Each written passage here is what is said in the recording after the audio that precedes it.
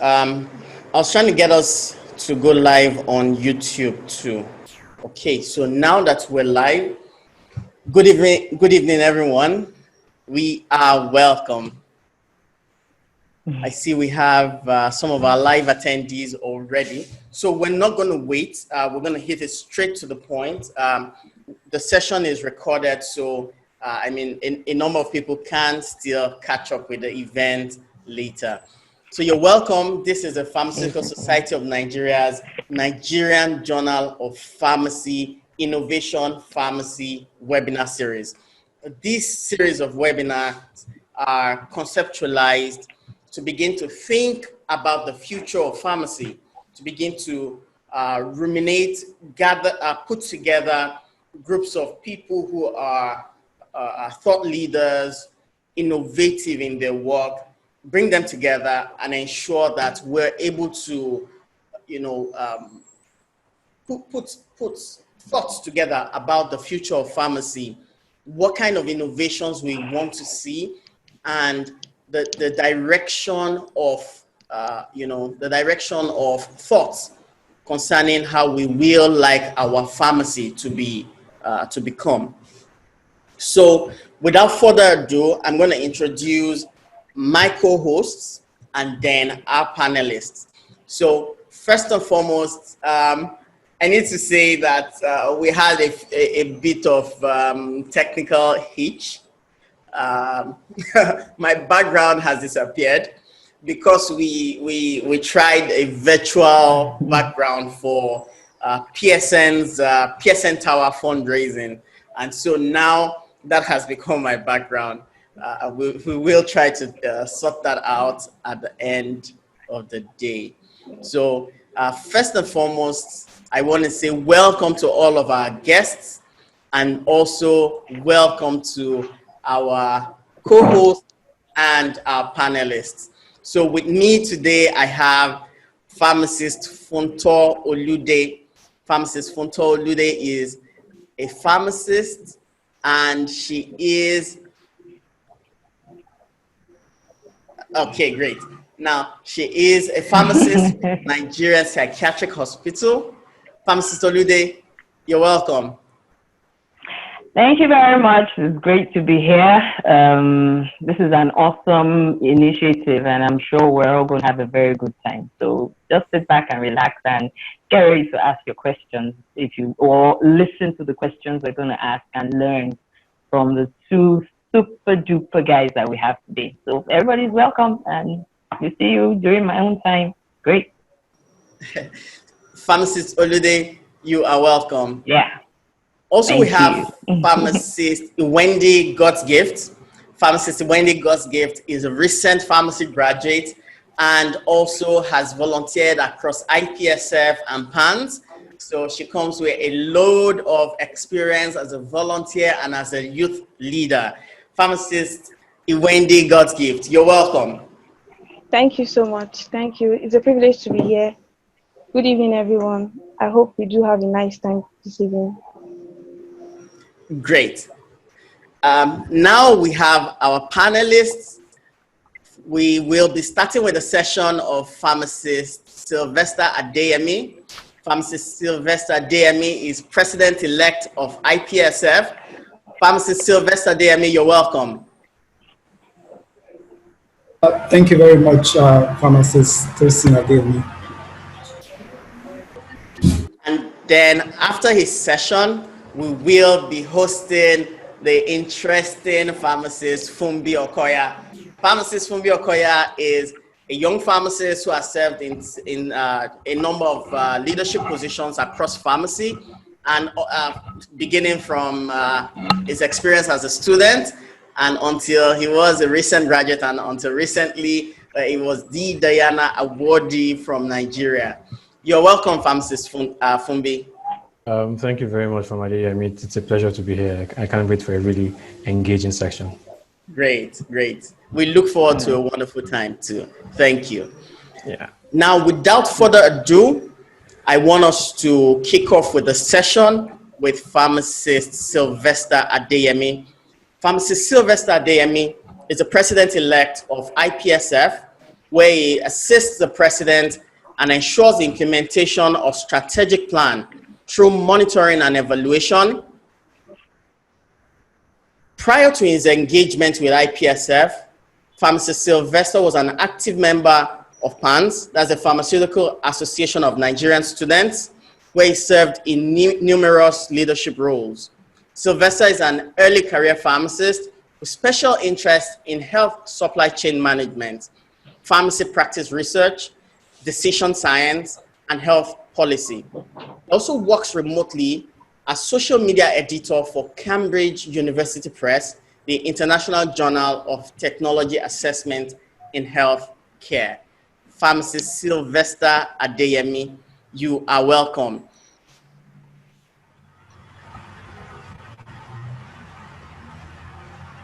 Pharmacist Sylvester Adeyemi, you're welcome.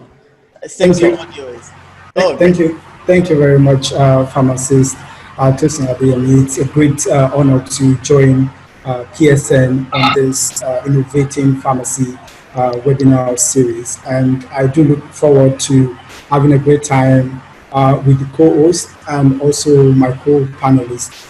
And I'm sure that a lot of audience will have questions that would require answer, and I look forward to an amazing interview section. Thank you.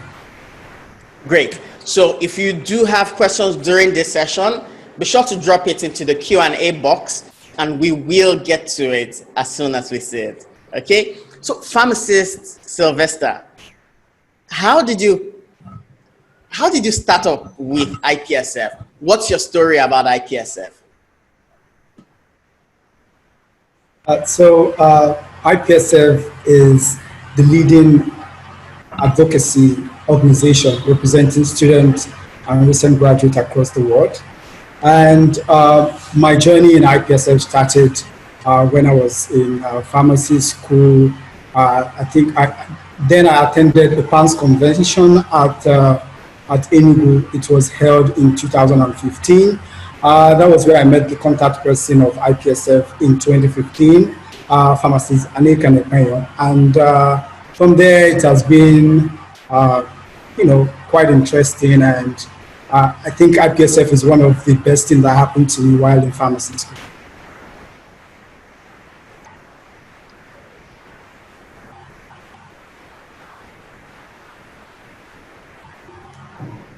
Sister Wendy. Yes. Yes, you can go. Okay. So from Sylvester, it's nice to have you here.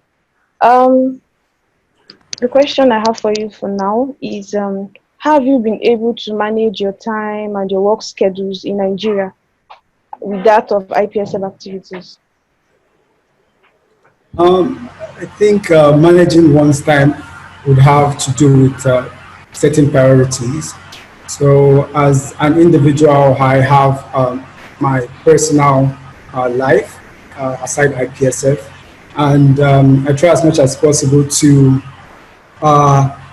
plan ahead, because if you want to manage your time, you have to plan. So I plan ahead, and in IPSF we have an annual plan through which you can monitor what you want to achieve in the entire year. So it's quite easy for you to schedule your activities either monthly or what you want to achieve every quarter. So I think managing one's time has a lot to do with prioritization, and this has been something I've been doing over the years, and so I've been able to. I think I'm used to working and also volunteering at the same time, and it has been quite good since I'm used to managing my time and combining volunteering with my personal life. Thank you. All right. And that's an interesting history with IPSF. Now, aside from the current position you occupy, I understand that the IPSF is currently in transition. But before now, what positions had you vied for, and what was your experience vying for those positions in IPSF? Within IPSF, I've vied for a lot of positions. I think I started vying for positions since 2016, at the African Regional Symposium in Kenya. So, but I wasn't getting those positions because, like, in IPSF, the system is quite it's quite complex, and then when you submit your application, it has to go through the GA, through the RA rather, for regional positions, and then through the GA for global positions. So you have to have a quality application. So it's very competitive, and usually they check what your plans are. They ask questions, and you basically have to be convincing enough. And if you are not convincing enough, you won't get the position. So in 2016, I vied for regional project officer. In 2017, I vied for the same position.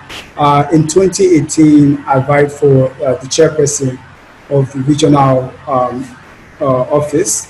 And also in 2018, I vied for the chairperson of professional development. And in 2019, I also vied for chairperson of professional development, all of which I never got any of the positions that I vied for. Then in 2019, I vied for the president-elect, which of course I got. And I'm preparing for the future, that's the next mandate, where I'll be vying for the position of the president. It changed.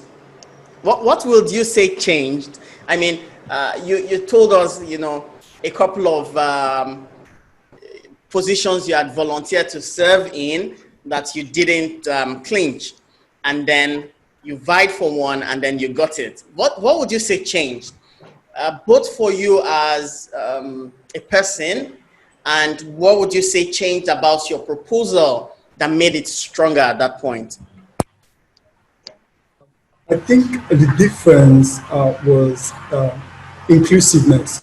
So for the previous positions that I was vying for, I had good ideas, but those ideas were not or did not resonate with everyone. So people usually support what resonates with them or what would improve the federation in their own light. So I think it has a lot to do with coming up with ideas that affect everyone, ideas that includes everyone. And this gives the room for people to trust in your capability as an individual, and also have that trust in you that you are there for the interest of the federation and not for your personal interest. And for me as an individual, I think those experiences, the previous experiences I had, were building grounds, or were basically an opportunity for me to become better.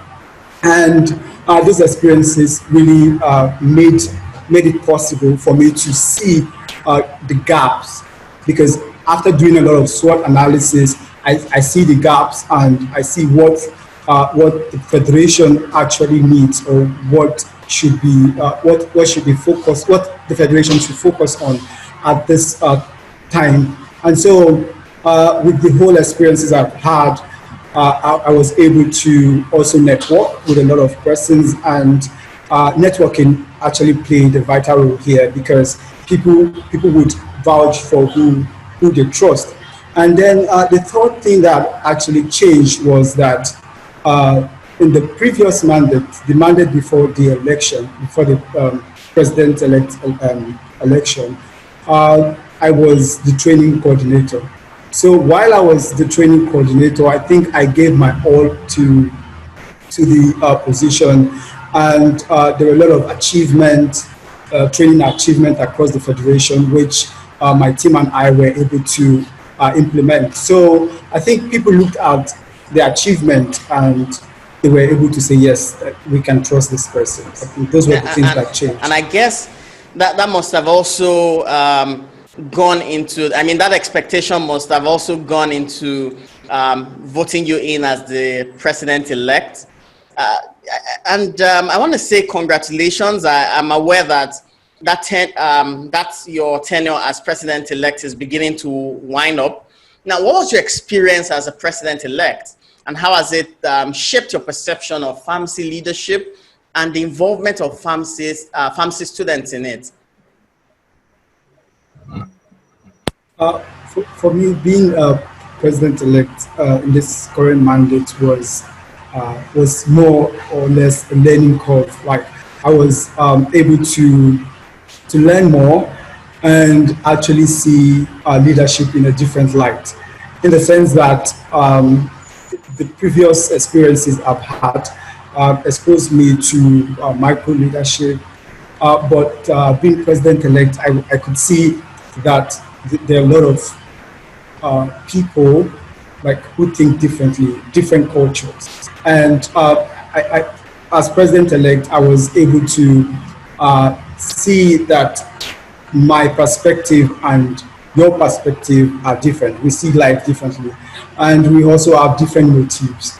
So being able to work in the executive committee this year was a beneficial experience for me as a person, and I was also able to collaborate with other executive committee members by providing support. And I think the president-elect position would be like an opportunity for anyone who would want to be the president. And for me, it was really beneficial. Thank you. So it means the president-elect position helps you observe the organization, know its innuendos, its differences, and how to take on that position when you become the president. Yes. Oh, interesting. Pharmacist Funmbi. Hi. Hi. You can go ahead, sir. Oh yeah. So I have to say I'm pretty impressed with Sylvester's story, because it's something that I've been opportune to know before now, and I'm really happy that it's the story that ends with the good news, and that's what it's certain that everyone can benefit from if we keep going. Like, you fail one time, you get up again. There's just little that the world can throw at you before the world gives up. Like, okay, finally, let's give him a chance. So really proud of Sylvester. I've known him for quite some time now. It's good to see him, rise up and to be the president-elect of IPSF. Yeah.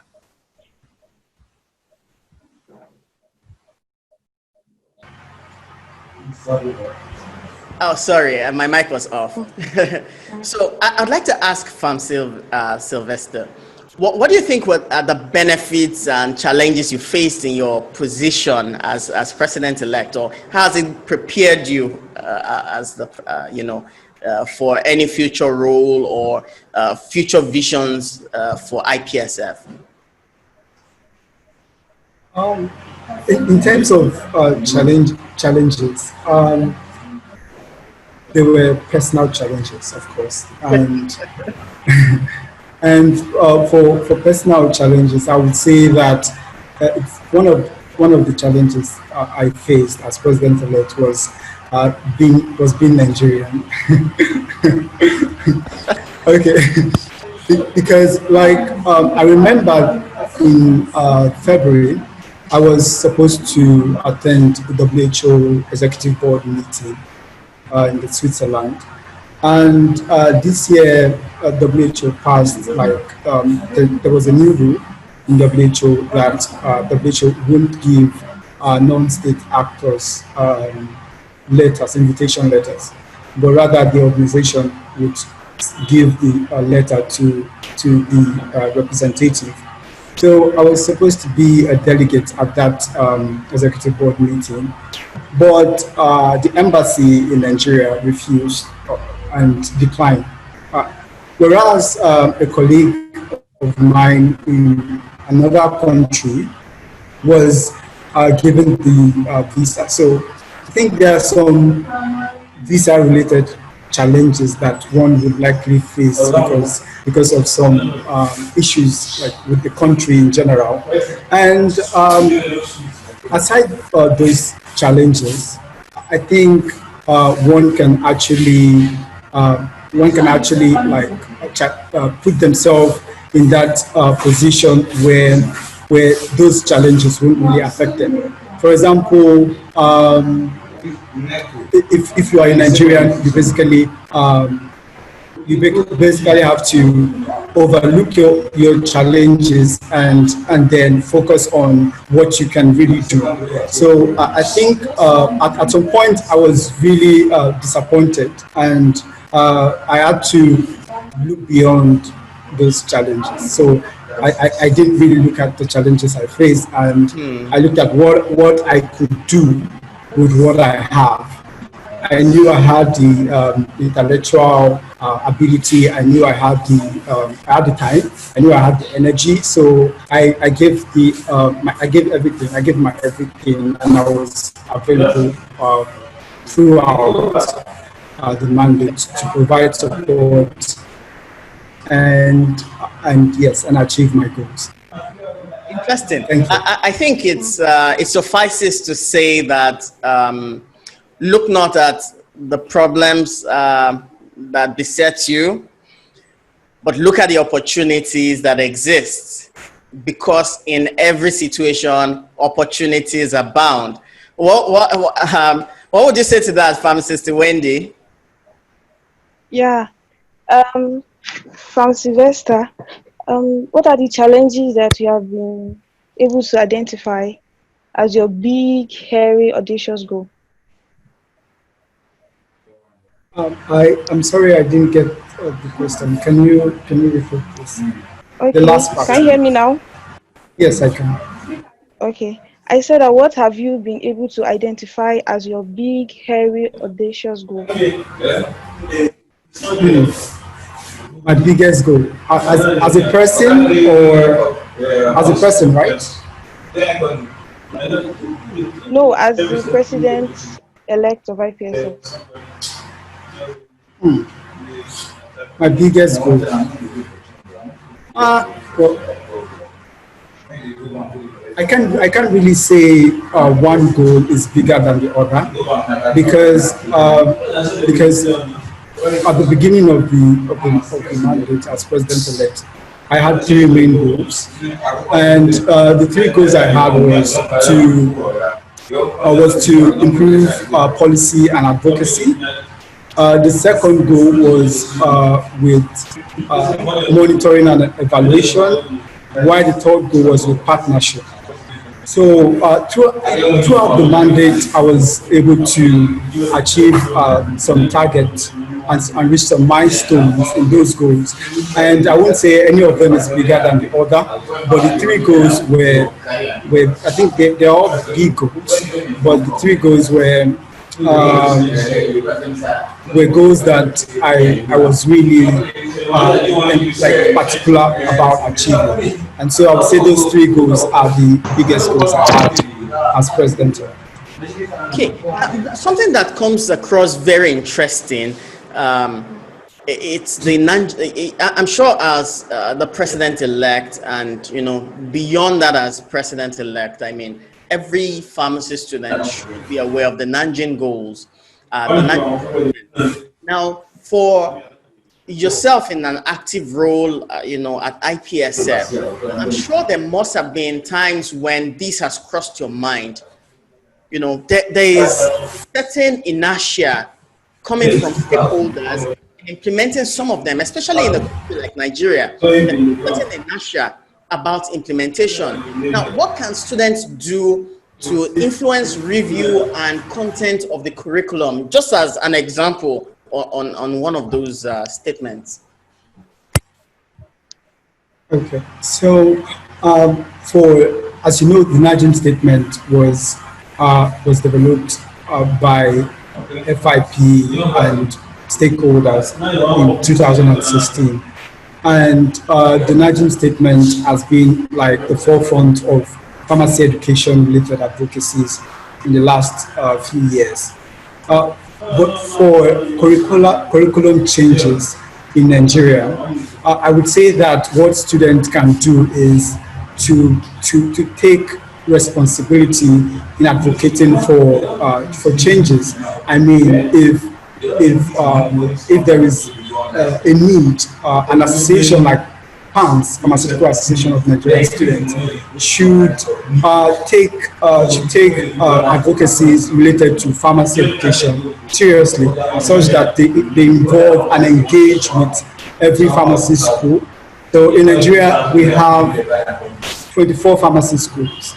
And if there should be a change in the curriculum, or if students think that there should be an inclusion of a certain content, maybe students identify that there should be a robust training in health supply chain management across all universities, or students identify that there are some gaps.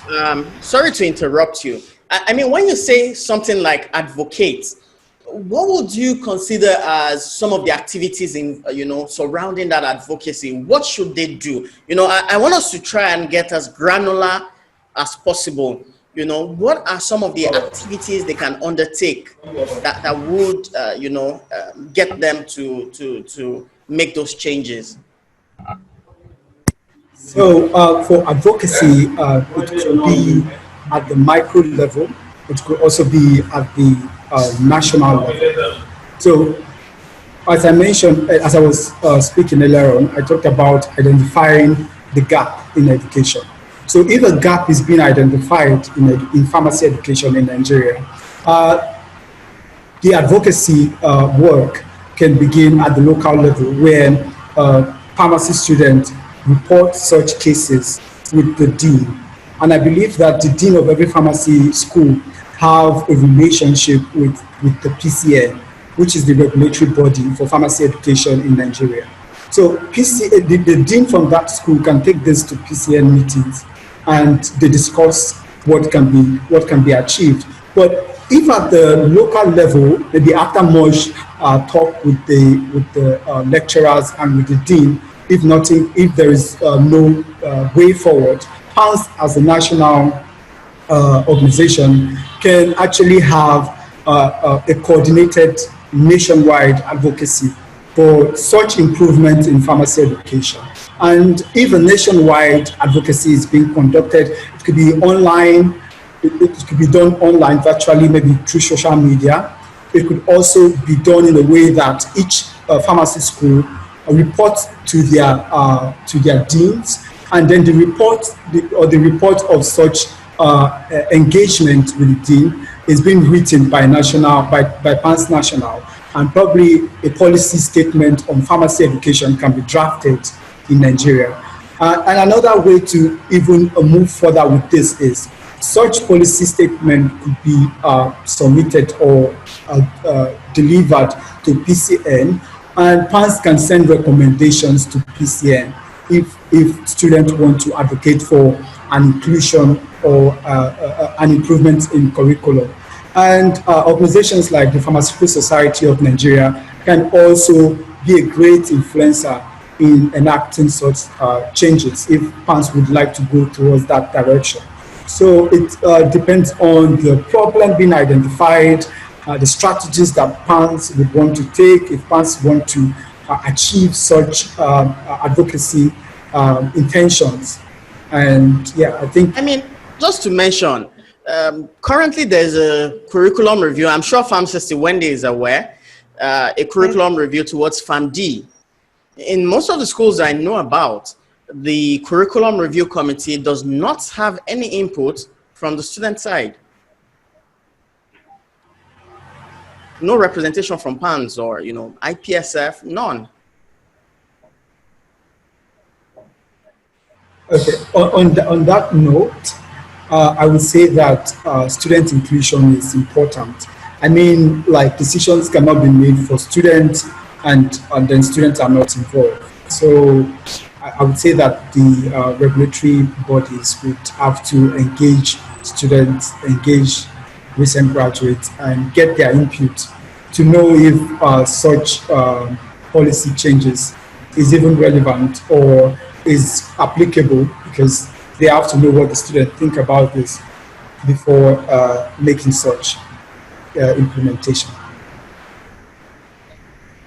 Okay, thank you, from Sylvester. Still about the Najing statement. how should we think differently about the current curriculum in pharmacy schools? Uh, Thank you for that question. But this question still hinges on the previous statement I made earlier on, that it depends on what is being identified, the problem that's being identified. So students should, IPSF provides an opportunity for pharmacy students in Nigeria to actually see what happens in other countries.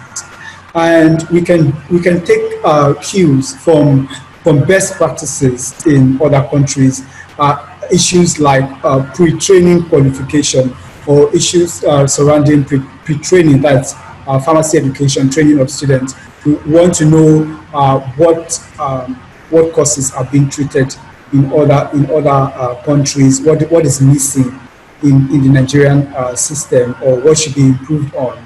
So it still hinges on pharmacy students in Nigeria engaging with students in other parts of the world and seeing areas where pharmacy education can be improved in Nigeria. Okay, sorry to interrupt. Still about the student inclusion. How do you think students can actually get included in the decision process or the curriculum changes, the decisions and stuff like that? How do you think that students can actually get involved?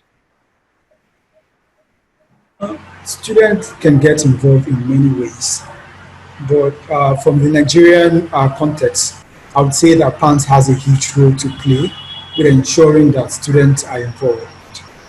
And PANS can start by having a forum where issues on curricular changes would be discussed. And it goes a long way in gathering overall student perspective on the curriculum, on pharmacy education in general. And then PANS can take action. So it's all about including everyone, gathering everyone's input, and taking action afterwards.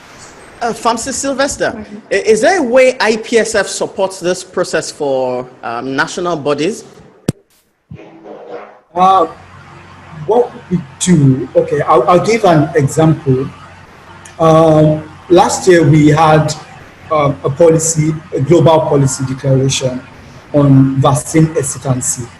And so after the global declaration at the General Assembly, one of the association, the Canadian Pharmaceutical Students Association, further developed and took action and even wrote a policy statement on vaccine hesitancy. So what PANS can do, I think, is PANS taking the initiative in improving, further developing curriculum. And if, because from IPSF side, IPSF cannot directly influence what's happening in a member organization. The member organization basically have to take such initiative. And if the member organizations would require support or guidance, I think such guidance can be provided, or or possibly ask for input from other member organizations through the global CP group. Ask for input, and I believe that the pharmacy community, that IPSF member organizations in general, can provide support and ways or suggestions on ways that such initiative can be carried out. Okay, thank you so much. The next question here, about internship placement for pharmacy recent graduates. There have been some issues surrounding it as regards difficulty in actually getting internship placements for most pharmacy graduates. So what do you think can be done about this? That question is quite tricky, because I was once an intern, and I had to wait, and I looked for internship placement for months before getting internship placement myself. So I think it's a tradition or something we all go through. But at the same time, I won't say it's good for pharmacy students to look for recent graduates rather, to look for internship placement, because in some countries, example, Tanzania, they don't actually look for internship placement. Interns are centrally placed, and immediately after graduation, they are being deployed to where they do their internship. So the same could apply for Nigeria, but I'm not sure what is actually going on at the moment. But I remember vividly when I was the PSN YPG coordinator of Ondo State. That was in 2017, 2018. There was a document that was prepared, because I remember I contributed towards the development of that document. That was developed. That the document basically gathered all the internship locations in Nigeria, and it was published. And that document made it easier for students who recently graduated to look for places, or look at the entire available locations where they can do their internships and apply as soon as they conclude or they've done their induction. So what can be done further in the future? I think it has a lot to do with PCN and PSN, and of course both bodies have to help. Yes, I use help because this is not a battle, or this is not an advocacy that students can really do, as it has a lot to do with the regulatory bodies and the professional bodies actually making this a priority. So if the PCN and the PSN prioritizes internship placement and see that internship placement is becoming a problem. See, people wait for 2 years before they even get internship in Nigeria. So if they can prioritize that and see that as an important issue, I think, yes, we can further involve students to see what their expectations are after graduation, and also involve recent graduates, those who are doing their internship, to see what the experience is for them, and also involve young pharmacists, those who are done with their internship, to understand what they went through and basically get recommendations from them. So as I mentioned, the PCN and the PSN should take responsibility for this, and they should involve students, involve recent graduates, involve young pharmacists afterwards. Thank you. Right, Pharmacist Sylvester. I mean, from pharmacy school, PANS, IPSF, YPG, and now you are on the global stage in IPSF. What do you want? What kind of legacies do you want to leave?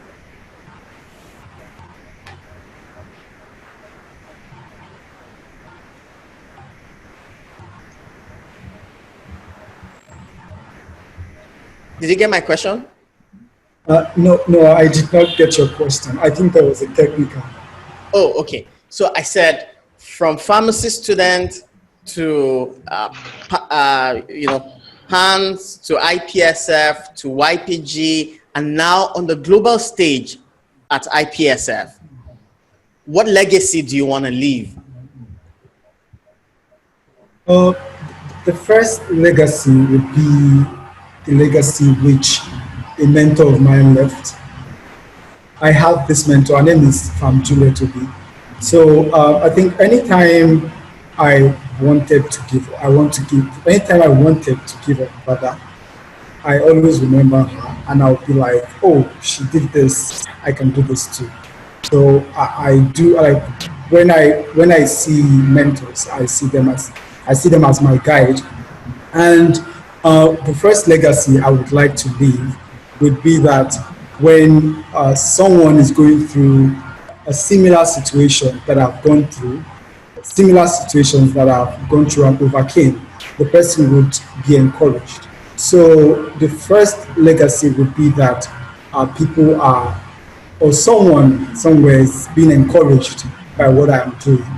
So I think that legacy would not just for me, but could be a saving grace for someone else.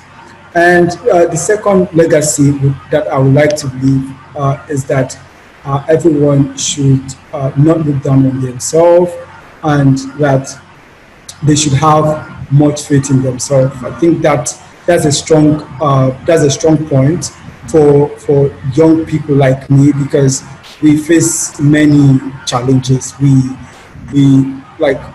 work so hard and we get so little, but then you believe in yourself that you can be better, you can do better, and that you are like you are unstoppable. I think those two those two would suffice as legacies that I would like to leave.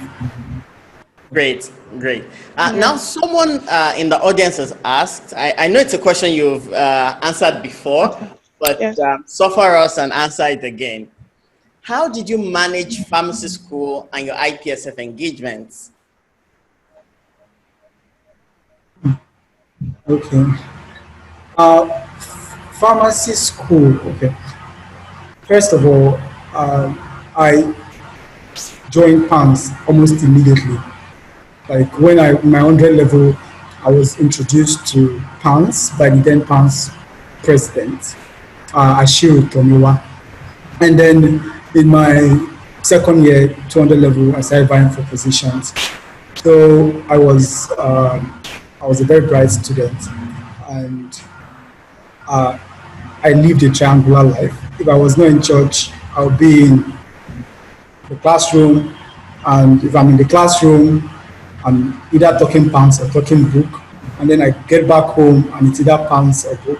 So I lived a triangular life while I was in school, and I was able to balance my academics, and at the same time, I was very active in pants.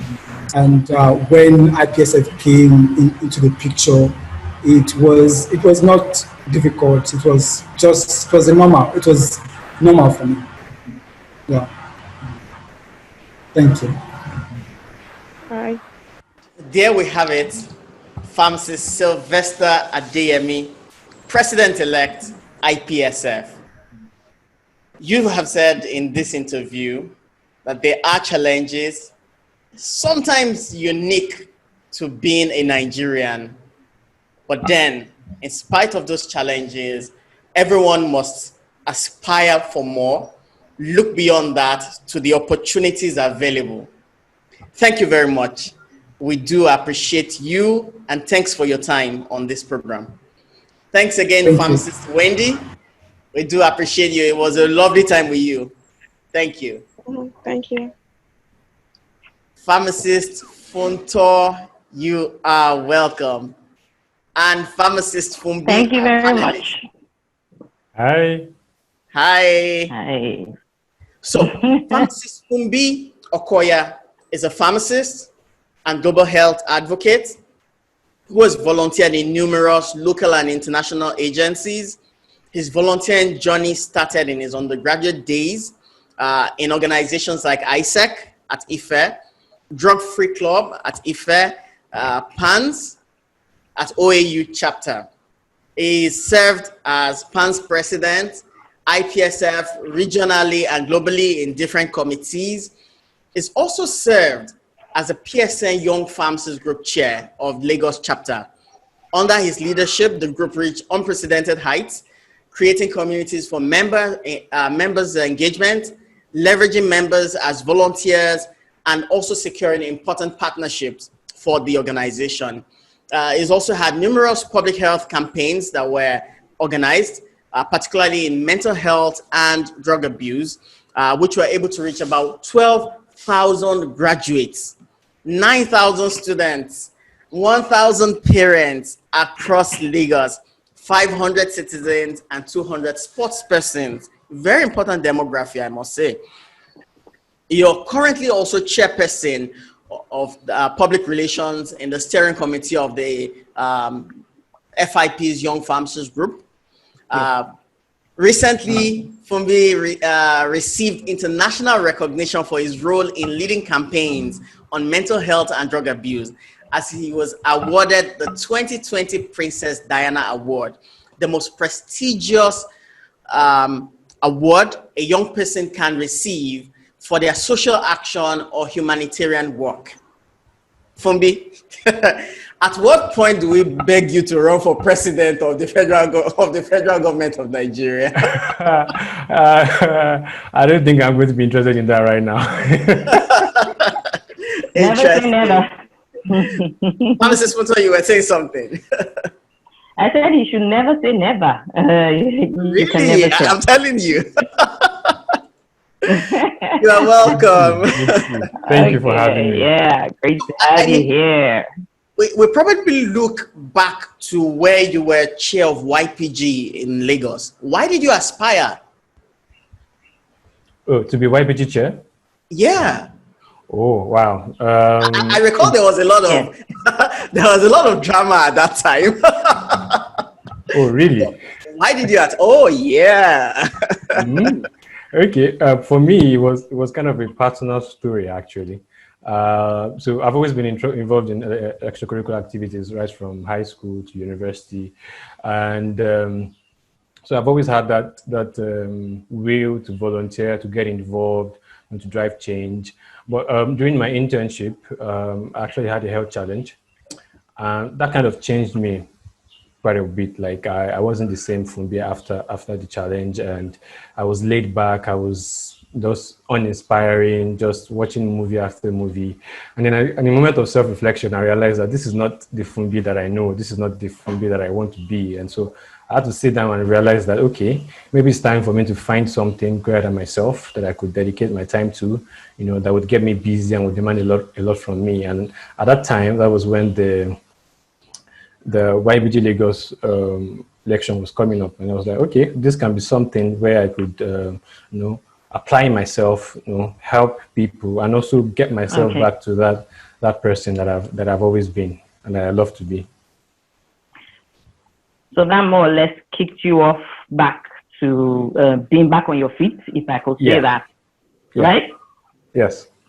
Okay, so I'm going to ask you a few questions, but before we go on, I just want, because I know we have a diverse audience. We have some people who are young, we have some people who are more experienced, but the theme of this webinar is innovating pharmacy, and it's important that we know that the young people are the future of pharmacy. That's why we have two young people that are here, because I know there's some people who are not, and they're wondering why we talk about Ipsf and all, and now we're back to you. But we understand that the young pharmacists are the future, and we're going to do any innovation to start from you.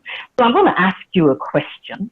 Can you let us know exactly what your motivation has been or was at that time, historically, when you were the YPG chair? What exactly was your motivation to do all the things? Because I'm aware you came up with a lot of innovation. There were so many things that came up.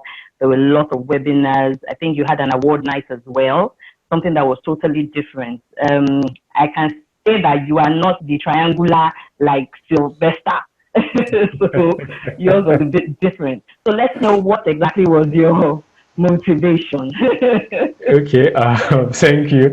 Well, for me, like I said, I already shared what made me aspire to the position. So when I did aspire, the first thing I had to do was to, have a vision, because and that vision was what was going to carry me on whatever journey, and that vision was also what I was going to use to inspire other people to also work with me to achieve whatever goals we had. So the first motivation was the vision, because I took that vision, I was able to use it to I did it by doing my research. I talked to people. I found out what is wrong with YPG Lagos, what is good with YPG Lagos, what can be changed, what can we do better, what are your needs, what do you need help with.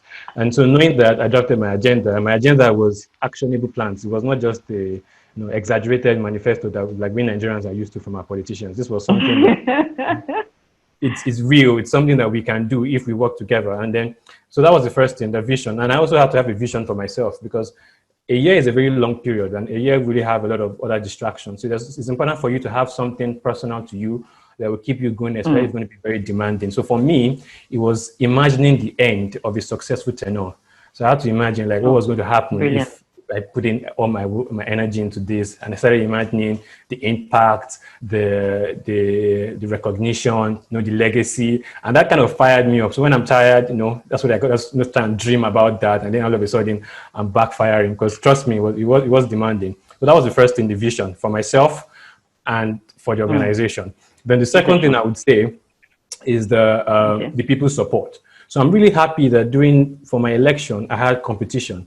And that kind of forced me to carry out a very in-depth campaign. I had to go to people's workplaces. I had to talk to people. I had to learn about their differences, their needs, And because of that, those people really were able to buy into my vision, because I was talking to them in person, letting them know what my dreams and my vision were. And through that, and thanks to my previous track record, because that really helped people believe me, because anybody can make promises, really. But my previous track record allowed people to be like, okay, this guy has done something like this in the past. He's someone that we can trust to actually do what he says he's going to do. And that was really, really very important, because these people that I went to talk to in their offices were the people that were the pillars of my administration. They were the ones that volunteered for committees. They were the ones that showed up at events, because we kind of shared that vision, So they were like the backbone, and with their support, I actually could move forward and try not to let them down. Oh, fantastic! So one key point I picked is you had a vision, and you knew that you needed the support of people that shared the same vision with you. That is really awesome for anyone who wants to go into a position of leadership. So tell us what exactly were your toughest challenges as the chair of YPG? I know young people are very vibrant, and I know that when we come together, some sparks come up. But how did you what were the toughest challenges, and how did you manage the challenges? So let's hear you. I think my toughest challenge is pretty straightforward. It's a very easy question for me. It was time. Yeah. Okay. It was time. I had a full-time job, and here I was being YPG Lagos chairman and having all the biggest dreams in the world. So, I had to work my typical 9 to 5, and then when I get home, I'm doing all YPG work. And it was very demanding, not just for me, but also for my executive committee. And even the entire volunteers, because all of us had full-time jobs. You couldn't just expect everyone to just turn up every time. But luckily, we had a very large workforce, because a lot of people bought into the vision. And so if I gave in 4 hours a day to YPG, somebody else is giving 1 hour per week. That may seem small, but when you had 1 hour per week from 100 people, that's 100 hours. And you need these hours being put into the organization for you to be able to get things done. So time was the biggest limiting factor for me. And how I was able to cope. That was the strategy that I used and I still use, which is that when you're trying to maximize your time, you clear your schedule such that you only do the things that require you to be done. So let's say you want to do some laundry. Doing laundry doesn't require you. It doesn't have to be you. So you can assign that to somebody else while you focus on things that have to be you. So that way, I was actually able to focus on my work and my YPG Lagos responsibilities and let the other things be done otherwise. Also, my friends were very supportive. They helped me with a lot of things where I could focus on YPG. Also, my workplace was very understanding, and I want to stress how important it is for employees to that was a part. Because if your employer trusts you, you can have some leeway, you can have some freedom, some trust, because they know that you're going to do your job and that they can trust you to get the job done. So like the time was really limiting, and it was very demanding, I must say, very stressful. In fact, I lost weight, but it was very rewarding, and I want to do for anything. Yeah. What were some of the tech, what were some of the technology you utilized? Obviously, Lagos is a different animal, if I do say so myself. Some days you start out to go to work, you don't get back home that same day, right? What technologies did you use? I mean, you just talked about having a large workforce, a volunteer force, right? And someone in far away Korodu, which is, on the other end of the earth compared to Lekki. And then you need to have a meeting that is situated at Ikeja, right? But different people are pulling together, perhaps putting proposals together throughout the entire week. So what platforms did you guys use to collaborate? Yeah. What did you guys use to, you know, ensure that time wasn't a challenge? You obviously work a lot virtually, so how did you do that? So, like, of course, we had to have online teams. The first thing, we had online teams. We had committees on WhatsApp. You know, some teams were even allowed to take their communication outside WhatsApp, as long as we could always get updates on what they were doing. We also set up the Telegram group and the Telegram channel as well, so people could interact. All members could interact, and people could get up-to-date information without having to meet with anybody or come to any place. And then for our meetings, you know, that problem affects all Lagosians. You know, the program is in Lekki and you're in Ikorodu. It's almost impossible for you to make it. So we realized that trying to get everybody together would be almost impossible. So the important thing to get as many people as can be available. So oftentimes we made use of apps. I said apps. I don't know if you've heard of this. This app that helps you schedule meetings, Doodoo. So Doodoo is one thing, but it was mostly for committee meetings, not for general meetings, because it's difficult for you to do that. For committee meetings, we can first time for everyone. Just go on doodoo.com, send everyone the link, everybody ticks their availability, and then we're able to do that. Also, personally, I made use of a lot of technology. I made use of Trello to organize project management. I made use of Google Assistant. I also made use of Google Docs a lot for collaboration with our members to edit documents, Google Sheets to keep track of expenditure, finances, and all that, and even Google presentations, because you know sometimes I had to share some information with people who were going to give a presentation somewhere else, and I was not there, and they had to get live updates. So taking advantage of internet and online was really very good for administration. Yeah. Oh, fantastic. I must commend you, because I know it was really tough. I can imagine. I was also a bit involved in the stress of it, because I had some of your guys working with me. So in between, I was also tagged. Yes. So I think we can move into your present. Okay. Let's now get to know this awardee of the Diana Award, which is the most prestigious award for young people, yes, in social action and humanitarian work. So what exactly, can you tell us what exactly got you this recognition? I know it's not a mean feat, but we want to know exactly what got you, how did you get it, what inspired you, or what moved you into that space? How did you get the recognition? Okay, I think first it's important to understand what the Diana Award is. The Diana Award, like you said, is a prestigious award, and it's given to people of age 9 to 25 for their social action on humanitarian work. So my first knowledge about the Diana Award was when a friend, a Tanzanian, who I met through Ipsf, when he won the award for his work in antimicrobial resistance. You know, he went to educate a lot of people all over in communities and schools about antimicrobial. So that was my first, engagement with the award. But I didn't know much about it. I just went about my YPG work until, I learned about it later on after my tenure. And I have to really say a very big thank you to Issa Mohammed, who is the national chairman of PSN YPG. He was one that nominated me for the award, and he just messaged me and told me that I got the award. So, but going into the activities that we actually carried out, the award was given for our activities in drug abuse and mental health. So we did a lot in YPG Lagos 2019 as regards drug abuse and mental health. First, the YADA, I don't even know about the Youth Against Drug Abuse project, which is kind of a nationwide project, but it's piloted in just a few states. Yeah, so in Lagos, we really, we did our part. We had about 18 volunteers in 18 schools in total, all over Lagos, and we were able to reach out to about 9,000 students and 1,000 parents through the YADA program. And also, we also organized a mental health sensitization walk on World Mental Health Day, and this was at Surulere.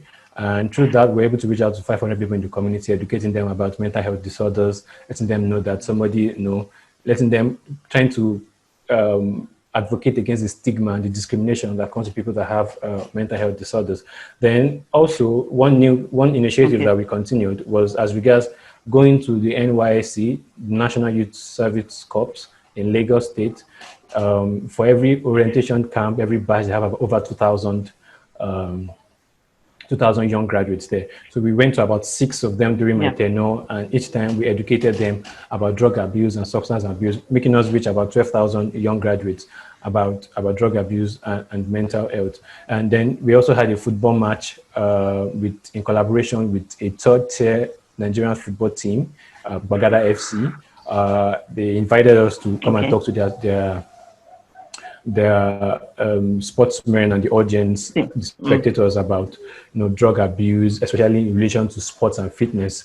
And I was there, and we spoke to about 200 of them, and I was really happy that we were able to target, because substance abuse and drug abuse is also common in sports, whether it's for performance or whether it's to increase or reduce healing and stuff like that. So that was on the International Day Against Drug Abuse and Illicit Trafficking, June 26th. And we also had a lot of mental health trainings in collaboration with the Suicide Research Prevention Initiative of Nigeria, SOPIN, and NAFDAC, the National Agency for Drug Abuse, for Drug Administration and Control.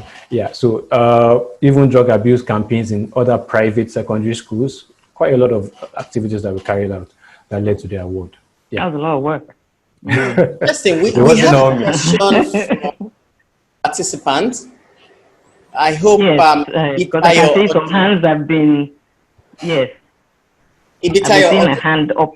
Can you unmute your mic?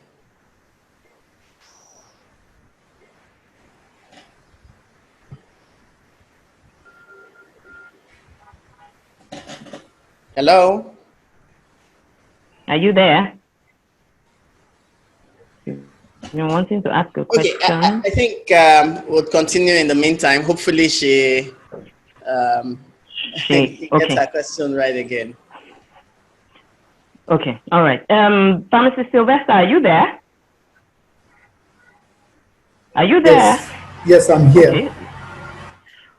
Okay, we're giving you an opportunity to either ask Pharmacist Funmbi a question or a comment you'd like to make. Just to ask him a bit about this award that he's gotten, basically, or any other question you would like to ask. Oh, okay. For the Diana Award, I think one of the questions that would resonate in a young pharmacist's mind or student mind would be to know more about the criteria for the award. Like, what are the age restrictions? What are the types of or kind of projects or the kind of work that someone should have done before applying for the Diana Award? And I think a third question would be who can recommend one for the Diana Award? Is it an organization or can an individual recommend someone for the Diana Award? I think that would really help a lot of people to understand. Brilliant question. Okay, thank you very much. Exactly. So over to you. Thank you. Thank you very much. All right. Yes, so as regards the criteria for the award, okay, like I said earlier, it's age group 9 to 25. 25. Yes, so you need to be within that age bracket before you can receive a Diana Award. And I have to say that age group might be limiting to some. Some might already be past that age group. That age, yes. Yeah, it is what it is. But that's why I say this award is something that people need to be informed about much early. Like, I believe that I could have been nominated for an award maybe much earlier in my lifetime, but of course nobody knew about the award. But that's how life is. So one of my goals also would be to try and find people who are actually persons who are worthy of the award, and try to nominate them for this award. So and who has to nominate you? It's very important. Sorry, can I butt in a bit? Yeah, sure. I realized I saw some of the people who won with you. I saw some 14-year-olds from secondary school that had things that they had done. So I think it's important that, very young children who are Nigerians. So I think it's important that we also take it down to PANS and that level across schools if we're looking at pharmacy taking the lead also in that field. Okay, so go ahead. Okay. Oh yeah, I definitely agree with you. I definitely agree with you because I do know some very young people that are inspiring, even in PANS, and I think people like that should be benefiting from these awards while they're still eligible, I must say. So as regards to nomination, you can't apply for an award by yourself. You have to be nominated by a person in an organization where you're a part of. So you need to be first be part of an organization. So if it's PANS that will nominate you, or if it's PSN that will nominate you, or it's YPG, you need to be part of an organization, probably it's your school or what organization where you actually carried out your activities. So it's that person that will nominate. It could be anybody, but that person has to be a part of the organization where you carried out your activities. Okay, so about the activities that you can, like I said, social action and humanitarian work. So that's a very broad, a very broad criteria. As long as you're, helping people, campaigning against something, trying to, change the world in some way, bringing about social justice, helping people around the world, or whether in your community or even in your school. Yeah. So what counts as social action and humanitarian work is very broad, and a lot of things that people do, actually, especially as pharmacists, in a profession where we really help people. Most of the work we do, it's eligible for the Diana Award. Oh, brilliant. Brilliant, really. Sylvester, so I would like to know, do you have any, is he asking any other question? Okay, seems not to be here at the moment. You can go on. I would like to add. Yeah, I'd like to add to what Funmbi said about the scope of what an humanitarian action would likely look like, because as pharmacists, I think sometimes we'll be like, what's our business with humanitarian action or solving world problem or solving social problem? But we tend to forget that even as pharmacists, it's our first priority basically is the people, about solving healthcare needs and healthcare challenges. So I think some young pharmacists would want to know, students would want to know how pharmacists can be involved in solving social or world problems. So for me, I would say that just as Funmbi did with the drug abuse, how it took action, I would say that students and young pharmacists should also try as much as possible to look at their communities where there are problems. Maybe it could be in public health related field, it could be in humanitarian, it could be even like supporting a community in need. I remember during my national youth service that some pharmacists would donate money to the less privileged. Those are humanitarian action. We are trying to solve a problem. And then there are instances where an individual could probably use money to get medicine for people who cannot really afford medications. Those are humanitarian actions.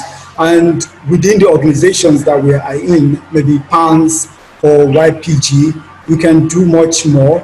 And there's nothing bad if you like to be the next Diana awardee. All you have to do is tell an individual in PANS or your friend and say, come on, I think, what do you think? Do you think I should apply for this? If the person say, yes, you should, then the person basically would have to recommend you for such an award. And not only Diana Award, there are many humanitarian and social awards that pharmacists can really apply for. Yeah.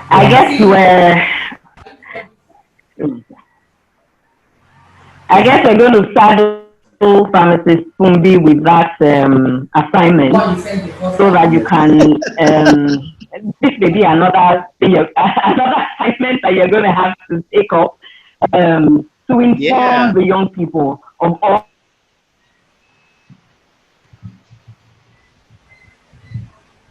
Okay, pharmacist Funto seems to have been cut off briefly at that point.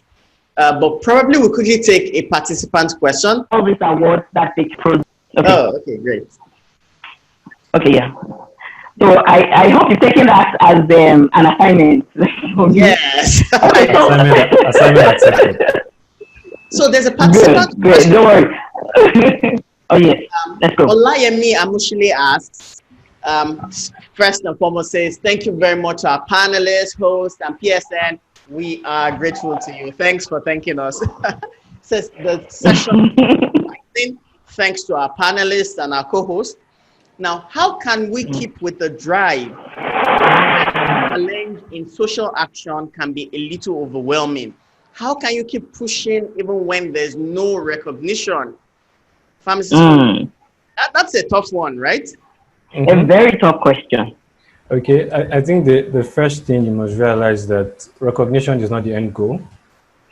Recognition is something that comes after, things have gone really well, and then you're fortunate enough to be picked. Because I have to say, a lot of people are doing equally great jobs that didn't get the Diana Award. So it's not going to, there's some element of luck or fortune that comes with these awards.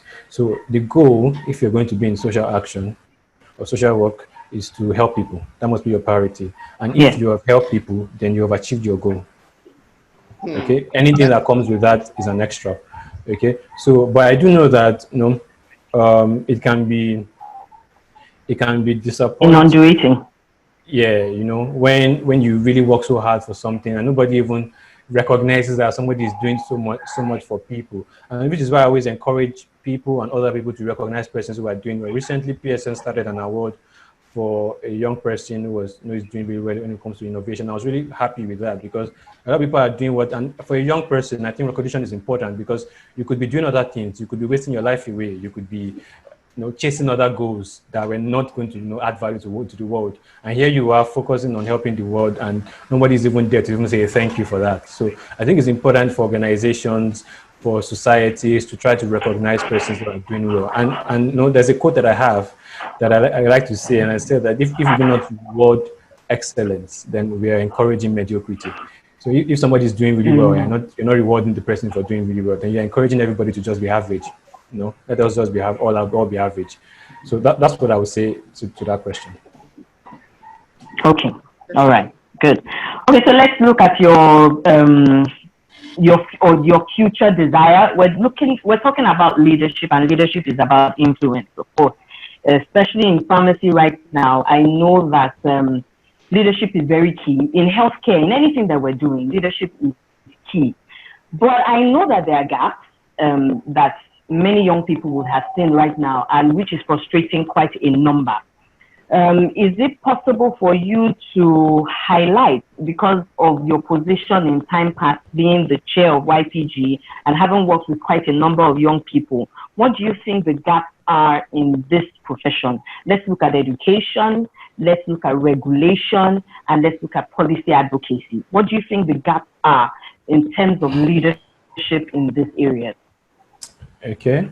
So starting with education, I think like Sylvester, I think Sylvester really said a lot about the curriculum and internship. I believe there's still a lot of work to be done for that undergraduate education, particularly to reflect the current practice. In reality, in most schools we are still being taught with what our senior colleagues were taught 30 years ago. And I think it's important that there's this constant change and evolution and constant updating of the curriculum to ensure that the graduates we're churning out are actually prepared for the world they're going to meet out there. But aside undergraduate education, I think one thing that I have seen, and I've been saying since 2015 actually, is that pharmacists need to specialize. Just studying your bachelor's degree of pharmacy is not enough. It's not enough. You can't just take that and owe that to yourself and then start feeling entitled to everything the world has to offer. Get more knowledge, get more education, do a master's, become a consultant in a particular field clinically. If you can do that, then certainly you bring more value to the table. And money, remuneration, it comes with value. If you're offering value, people are going to want you around, people are going to want to pay more money for you. And that kind of solves a lot of problems that a lot of pharmacists are having in different fields. So as regards education, undergraduate education curriculum needs to be improved. and continuing education needs to be a priority for all pharmacists. That's what I would say as regards education. And I believe the second thing you said was regulation, right? Yes, regulation. Regulation. Okay. I believe that's in the hands of PCN and NAFDAC. And I believe there's a lot that can be done, but we also have to realize that these are government agencies that are funded by the government, and most of what they can do is depending on the amount of funding they get. And why we would love these organizations to do a lot more, which I believe they still can. It's important that they still have the funding, because let's say PCN closes down a pharmacy and or a store, let me say, and then the owner of the store sues PCN. PCN needs funds to fight the legal battle. This requires a lot of money.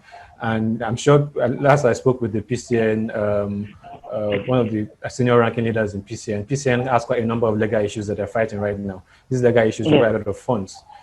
So if for there to be proper regulation, there needs to be adequate funding, and there also needs to be the right policies. You cannot enforce and regulate the profession with outdated policies. It won't work. It won't be effective. Okay, so I guess that takes us to number 3, which is the policy advocacy. Yeah. So for that, like, I know that the society is working hard to present a bill, the pharmacy bill. That because the PCN bill, I have to say, the PCN Act right now was started in 1993. That's about over 20 years ago. Even 27 years ago actually. The pharmacy profession has evolved, and because of that, the policy should also evolve. I would also say that it's important that policies that give pharmacists more control over medicines, poisons, are really important, because it's difficult for pharmacists to compete against a store who doesn't have any ethics, doesn't have any standards. You're trying to sell your prescription drugs with a prescription, the other person is selling it to anybody who just hacks, and that's why we're having increased issues of drug abuse in Nigeria. There's the drug distribution channels are not well appropriated, and there's easy access to poisons and drugs of prescription. So it's really important that these policies are updated so that it can benefit Nigeria as a whole, and also even benefit pharmacists who are responsible for these drugs. I mean, especially in that area around control and control of drugs, it's really messy in Nigeria. Really, really messy. Very messy. Now, I want to pose a question to you. How do you think we should think differently? A number of people have said high-level advocacy, that has been done up until the point, where we NDDGs, the Nigerian Drug Distribution Guideline, adopted as a policy of the federal government, right? And then on to pushing for policy implementation. And then at some point, there were regional challenges with the governments of the governors of those states having one challenge or the other. Some moved on, and then even within the states, for example, the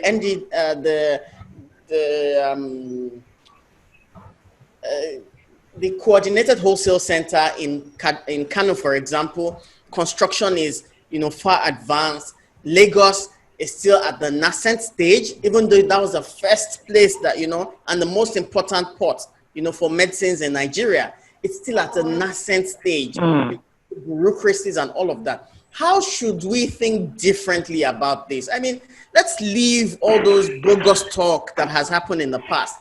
What new thoughts do you think we should be thinking? What new directions should we be moving? What pointed, sometimes even maybe scatter things and then come back again later. How do we go forward? Okay. What you said is very true. In previous times, we've had good plans that were never executed. Sometimes we've had good plans that were accepted and never implemented. But you have to understand that everything, when it comes to governance and policy, revolves around politics.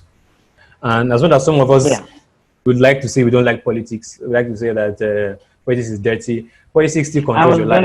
Controls the entire being of where you are. You understand? So if you're not willing to get involved, I believe there are very little pharmacists that are involved in politics and in policy. And in politics, it's a game of numbers. Really, you're trying to vote you're trying to vote for something, a bill in the Senate, and then you have only very few people who are interested in the pharmacy profession, and the other people are bought.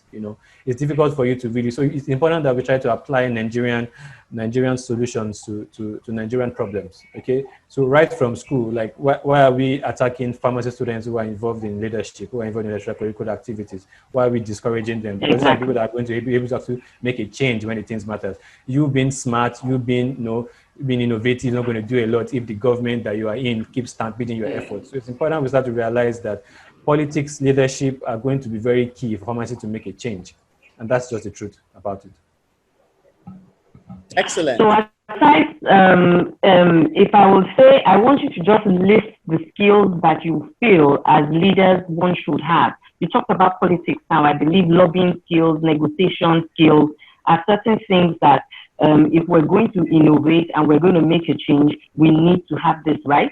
Do you have any other thing you like young people or anybody to know? Because it's very important that we can get in. It's not about staying in one position and making all the statements and making all the policies and it stops at the table. How do you move it forward and get it to the right set of people? So what kind of skills do you think you should have as a leader? Okay. I think your question kind of touched on skills of a leader and then skills of a politician as well. Okay, so I'm going to try to try to see how I can, because I like to separate leadership from politics, because leadership is pretty straightforward. You go in there, you do what's expected of you. There's no interest. Politics involves a lot of interest. People want this, some people want this for themselves, and it gets a lot complicated when politics gets involved. But I would say like leadership skills are very well known. I probably will not focus on that, but I would rather say for politics. For politics, one thing is very certain: you kind of have to climb the ladder, or you make a lot of money in Nigeria and then you enter from the top.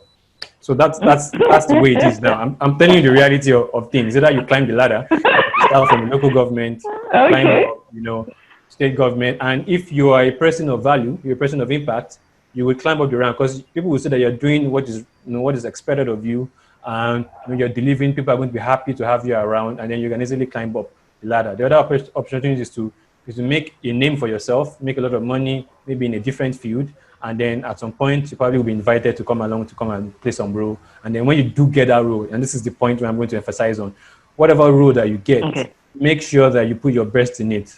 It's important. Like somebody who is faithful in little will be given greater responsibility. If the simple pants responsibility you were given, you could not do it dutifully. We were begging you to come and do your job. You were being accused of corruption, right from school. Like why should we trust you to give you billions to handle? So it's important that you have that integrity, that honesty, so that people can trust you. People can trust that you're going to go there for the goal, for the collective goal, not for your personal goal. Also, in Nigerian politics, let me say, from what I have seen, and I would like to say this is my opinion, from what I have seen, and it's that a lot of mentorship, is key in politics in Nigeria. It's difficult for you to just wake up one morning and just say you want to become something. Like who is backing you up, who is putting their name on the line for you, who is saying you're the candidate. So those are unwritten rules that they're just there. You need to be supported by some very powerful people, and also these powerful people may make some demands from you, and that's the game of politics. So so you need to kind of make a balance. You're trying to go there, and which is I guess the part people don't like about politics, that you want to kind of do what is right, but then you go there and they're telling you that no, you can't do this, you can't do what you want to do. And I won't also be happy with that, which is why when you mentioned Federal Republic of Nigeria being president, I just smiled and said maybe not yet, because I believe a lot of things I need to fall in place. The right person as president of Nigeria right now, is going to be stampeded by everybody around him if they are not aligned with that vision. If the ministers do not buy into the vision of him building a greater Nigeria, he's just going to be working on his own. It's probably just going to be removed without him being known. It's just going to be a figurehead. So it's important that a team of people with the same mind. That's why I like this quote by Margaret Mead that says that never doubt the power of a group of thoughtful and committed individuals, as they can change the world. In fact, they are the only people that have changed the world. A small group of thoughtful and individuals. So it can't be just you. One person cannot just become president of Nigeria and change. Very true.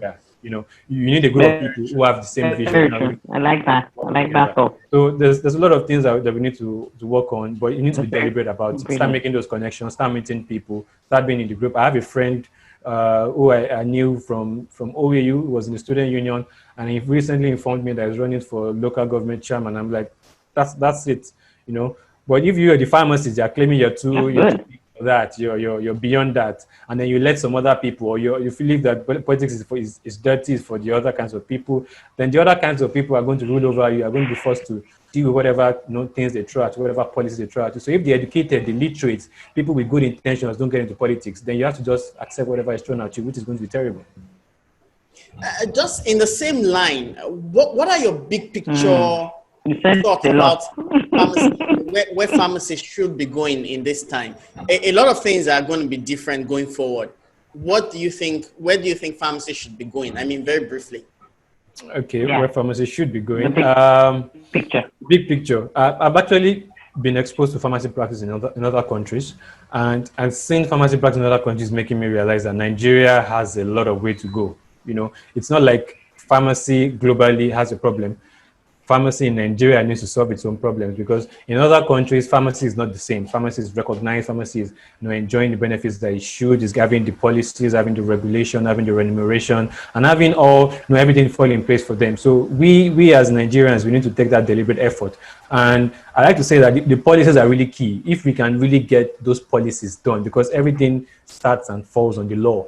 If the law can back you up, then everything falls in place. Any specific policy in this case? Like, for example, I'd gotten wind of the pharmacy bill that was in the works. I understand it was moved to the Senate. And, you know, this thing with lobbying and governance, a lot of efforts that we need to make to actually get this bill signed. And the reality is that pharmacy is underrepresented in the Senate.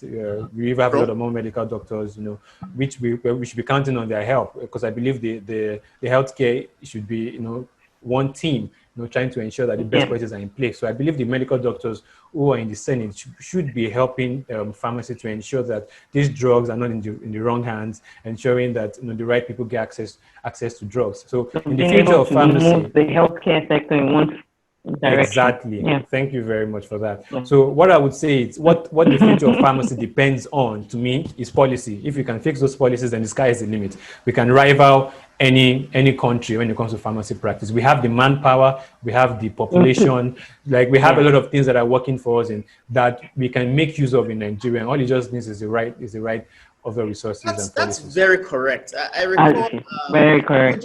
And being able to implement the policies. Yeah, case in point about what you said about collaborations, looking at our our small number in the House of Assembly. Recently, when the whole pharmaceutical technologist and that bill came up, we needed to make a collaboration with the medical doctors and experts in the Senate. It was with the help. We got it thrown out.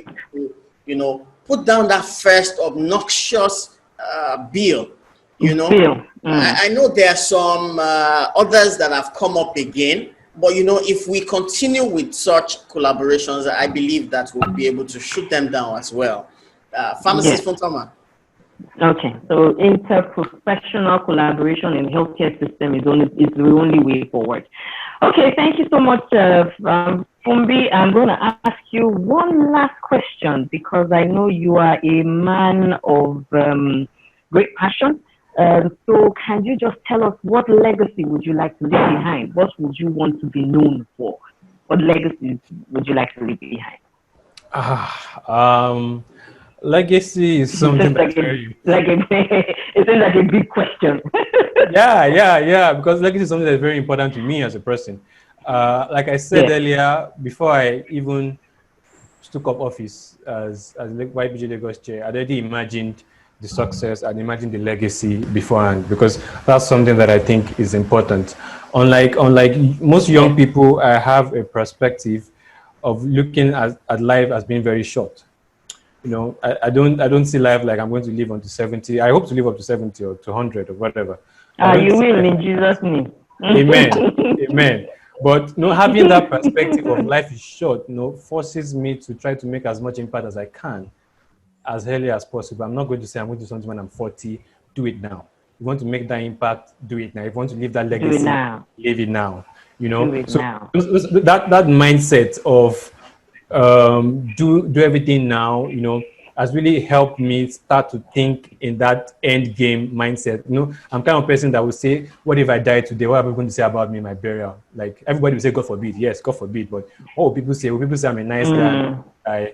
I'm funny, I'm good to be around with people. People say that I've made impact, I've touched lives, like it was really sad that the world took me away, that I was going to be able to make a lot of more impact on the world. So I think everybody needs to sit down and do that reflection. Like, what do you want the world to say about you? Like, if you were to die right now, what would people say about you? Do you like what people are going to say? If you don't like it, then you need to be doing some other things. You need to start getting active. You need to start getting involved. So for me, the legacy I would like to leave behind, which I'm already working towards leaving behind, is that first, young people can change the world. You don't have to be 40, you don't have to be 30, you don't have to be 25. Yeah, you can be 8 and change the world. You can be 12 and change. You can be 5 and change the world. So that's the first thing. Young people can change the world, and this also affects the way I interact with people who are younger than I am. I don't have this mentality that because I'm older than you that I'm entitled to some benefits. I treat everyone with respect because I believe that someday, it could be today, somebody younger than me can actually go out there and change the world. And with that, I want to be remembered as someone who drove positive change, somebody who tried to make the world a better place, which is one of my core values, which is to make the world a better place. And like Mahatma Gandhi said, he said, be the change you want to see in the world. So I am focused on being that change. If I'm saying I want the world to be a better place, then I should be a role model for others. Then I should also live a life that is exemplary. I need to be honest. I need to have integrity. I need to try to have an impact on the world. And those are the things that I'm working towards. And also part of the legacy that I've started living in terms of effective leadership. Yes, it's all good to hear recognition and all, but the reality is that the impact that you have on lives is what matters. What will live beyond your life. Yes, someday we're all going to die, but the deeds that you do on this earth are going to remain. And if you look at the very different great men that we know, some people I never met them. I know some names, some people, some great men that I know their names, and they will never know me because of the things they did when they were on earth. So if you cannot go on to make that impact on your heart and leave that legacy such that your name is still of relevance 2,000 years from now, your name is still of relevance 500 years from now, and that is the end game. It's not just about enjoying the beautiful things of life. Yes, please do that, but leave an impact, leave a legacy, and you want to be proud of you. Excellent. Thank you, Pharmacist Funmbi. Excellent. Very brilliant. If there's any one phrase I'm going to say attached to your name, is do it now. Obviously, you made up your mind to make sure that you die empty. And it's very important that we all think that way. So from today, I'm going to be calling you do it now. So it's just like the Nike. Yeah, I think that's Nike's brand already. Awesome. If there's anything we're doing today, just do it. Yeah. It's been a brilliant time talking to you, and thank you very much. It's been my pleasure. Over to you, Robert. Okay. So we will take our final statements. We'll start with Pharmacist Sylvester. Final statements as we begin to close. Thank you very much. It was a wonderful time with you as our panelists, Pharmacist Sylvester, Pharmacist Funmbi, and we had wonderful co-hosts, Pharmacist Wendy, Pharmacist Funto. Thank you so much for your service and leadership in pharmacy. So in closing, just one word, Pharmacist Sylvester. Thank you very much, Pharmacist Adeyemi. In closing, I would say that students and recent graduates should be more innovative and try as much as possible to take action in advocacies, in every initiative they're doing. Taking action is key. Thank you. Thank you very much. Pharmacist Funmbi. Okay, for me, I would say to the young pharmacists out there, the ball is in your court. Okay, the ball is in your court, and your mindset really matters. So let's say you have a mindset that you just want to be okay, just want to be average, then the best you're going to be is average. if you have a mindset that you want to make a difference in the world, then you are more likely to make a difference in the world. So it's really important for you to fix that mindset. It's very easy to feel entitled to say that this is not working for me, that is not working for me. But problems are opportunities. Okay, you need to remember that the pharmacist, problems are opportunities. So if you see a problem, take up the initiative and solve that problem. And if you have the right mindset, you can change the world. You can become a billionaire if you have the right mindset to be a billionaire. But you can never be a billionaire if you're thinking less than a billionaire. Okay, so it's important that you fix your mindset, sit down, talk to yourself. I want to do this. This is what I want to become in life. Then start chasing your goals. Yeah. Awesome. Thank you so much. Pharmacist Wendy, last words. Okay, this was a very great opportunity and privilege. I'd like to thank everyone for getting involved and participating in this program. I want to thank our panelists and my co-hosts. Thank you so much. My final words are basically a summary of everything that our panelists have said. Everyone should try and get involved. If you want to be the change, if you want to see the change, or you want to see a change, get involved. Thank you. Awesome. She was really soft spoken, wasn't she? Isn't that true? Okay. Isn't that true? Isn't that true? I'm Sister Wendy. Beautiful. Am I not right? It's soft spoken. Thanks so much for your service. I appreciate you. It's very, very soft spoken. Pharmacist Funto, closing words. Okay. Yes, it's been a great time. I must apologize for Pharmacist Viditayo that we couldn't take her question. I know her hand was up for quite a bit, but we lost time between. But I want to thank everyone for being part of this. I want to thank the Pharmaceutical Society of Nigeria for putting this together. Our wonderful panelists, my co-host, soft-spoken Wendy. It was nice being here with you, Pharmacist Tosin. You did a very brilliant job. And I want everyone that has been part of this to remember one thing. You must make sure you envision where you want to be. You must also learn the keys to networking, which is also very important, and understand that you have what it takes to innovate and make this profession what it ought to be. We're getting there, and I know that we'll definitely get there. Let's just ensure that we have that mindset and we can envision it and envision yourself being part of this change. So thank you very much for being here. Awesome. And thank you for having me. Thank you. Thank you. So in closing, I want to say, in the words of John Obidi, I want to say, use what you have, for what you have is plenty. Do have a wonderful Saturday, and God bless you. Bye. Thank you. Bye, everyone. Yeah, thank you. Bye, everybody.